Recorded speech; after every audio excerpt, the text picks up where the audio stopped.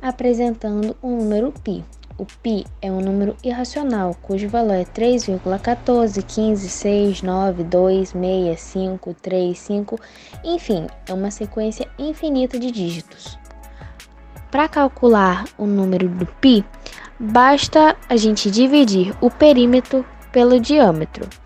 Para a gente medir o perímetro, é só a gente pegar uma fita métrica e passar por volta do círculo. Assim a gente obtém o perímetro. Para descobrir o valor do diâmetro, é só a gente pegar a fita métrica e ir de uma ponta a outra do círculo, passando pelo centro. E depois é só a gente dividir o perímetro pelo diâmetro. Pi é estudado desde a antiguidade e ele ainda assim continua aguçando a curiosidade dos estudiosos. O motivo é porque o seu cálculo resulta em trilhões de casas decimais. Entre os egípcios e babilônios foram encontrados cálculos que se aproximavam do π, e eles já sabiam que a razão entre o perímetro e o diâmetro era superior a 3. Bom, gente, e depois o cientista Ptolomeu, ele conseguiu se aproximar mais e mais do valor de π. Só que o valor do π ele é infinito, pois assim como os números são infinitos, o valor de π também é. Então seria esse o motivo dele ser representado com reticências no final. E para facilitar na hora que a gente for usar o π nos cálculos matemáticos, nas horas de fazer as contas, a gente usa a aproximação 3,14 ou 3,1416. Bom, pessoal, e agora vamos ver um exemplo de onde a gente usaria o número π, né? Para que ele serviria. Bom, e poderíamos ver no seguinte exemplo. Calcule a área da lateral de um cilindro cujo raio tem 6 centímetros e a medida da altura é 2 vezes o raio. Considere π igual a 3,14. A fórmula para calcular a área lateral do cilindro seria AL, que seria área lateral, igual a 2 vezes π vezes R, que é o raio, vezes H, que é a altura. E aí ficaria área lateral igual a 2 vezes 3,14 vezes 6 vezes 12, que fica AL, né, área lateral, igual a 452,16 centímetros ao quadrado. Bom, pessoal, e contando mais um pouco sobre a história, foi somente no século XVIII que o π começou a fazer parte dos símbolos matemáticos, né?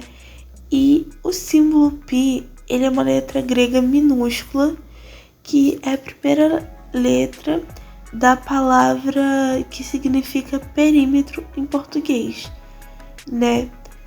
E o primeiro matemático a usar, né, a utilização do π foi o William Jones. Agora nós vamos mostrar para vocês a aproximação do número π medindo a circunferência dos cilindros e o diâmetro. E para isso a gente vai utilizar o auxílio de uma fita métrica e de uma calculadora para a gente dividir. Vamos começar primeiro por esse cilindro maior, utilizando a fita métrica. Vou começar daqui e ir girando assim.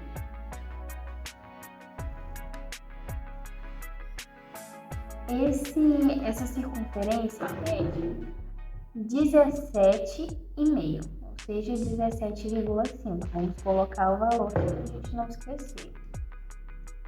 5 dividido pelo diâmetro, que nós vamos medir também. O diâmetro ele vale 5,5, que dá 3,18, mas arredondando dá 3,18, no caso é 3,18. Agora vamos fazer com a latinha de pêssego. Vamos ver aqui a circunferência, que é 16, como vocês podem ver Vamos adicionar o 16 aqui na calculadora e já vamos colocar para dividir. Aqui nós vamos dividir por 5, que dá 3,2. E por último, com esse cilindro um pouquinho menor, nós vamos medir a sua circunferência,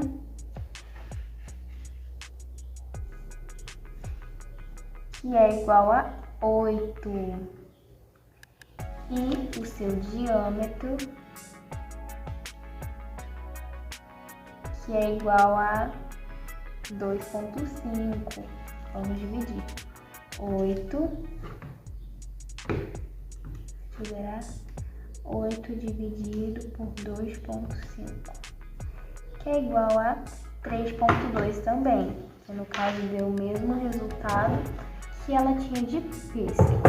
O que chegou mais próximo do 3,14 foi esse cilindro aqui, mas o 3,14 não é o número certo porque ele é um número infinito. Bom, pessoal, uma observação também bastante importante em relação a essa diferença que achamos entre o π e os números que encontramos, como por exemplo o 3,18, né, é que esse fato ocorreu por conta do erro de medição, né, pois a gente utilizou a fita métrica e ela não é 100% certinha, né? Ela não dá tudo exato. Então, na hora de medir, qualquer erro que tiver na medição vai ter essa diferença no resultado em relação ao π. Mas é mais ou menos assim que a gente pode ver o número aproximado de π. Espero que vocês tenham gostado. Deixe o seu like, inscreva-se no canal, nos siga no Instagram e até o próximo vídeo.